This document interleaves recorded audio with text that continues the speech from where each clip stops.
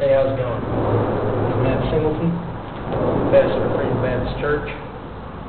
We're live from an undisclosed location underneath the street. And I think this is probably an area where the delinquents hang out.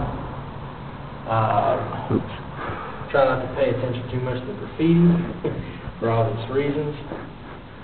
But essentially, this is not too far off from where I live. And I found this area, and it kind of like, it kind of left an impression on me. You see, when I was a teenager, you see this stuff, and you think, this is the devil. And so, you're kind of like, oh, well, they're evil, you don't want to hang around with them. And, I look across this place, I see symbols that are satanic, symbols that are rebellious, lots of, cuss words, a couple satanic rock bands, a couple gang names, some pornographic kindergarten drawings, and just kind of an unpleasant environment. But something's funny to me. Who's here to look at this stuff? These kids, they go and write this stuff here. Nobody else is going to see it but them. And, a lot of what they have to say, everything's meant here to be offensive. There's even a couple of racist things and sexist things and stuff like that. Every single offensive thing you can think about, they put here. So they can hang out with all the dogs and just look at it. Why is it that they have all this stuff here? Honestly, I think once I realized that they're not here for victory. They're here for failure. We're standing here underneath the wall. We're underneath a street where people have lives going by above. And yet these children, or teenagers, or whatever they are, they come here because they feel below that. They come to these areas because they are losers. And it's something that's not just like they're losing, so I'm making fun of them. It's that they have nowhere else to go, and so this is all they reminisce on. And why is it that they have all this hatred? You see, when you look at the satanic signs,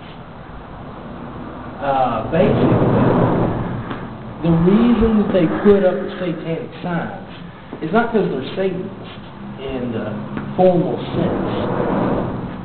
It's because Christianity, in some way, shape, or fashion, has failed them.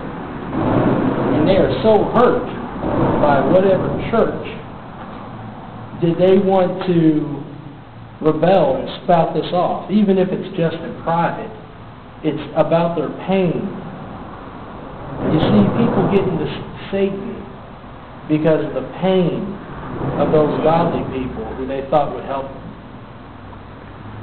They have like racist things. Why? Well, racism is not real popular, but I'm guessing that it's not that they hate black people, it's that they don't feel accepted as whites.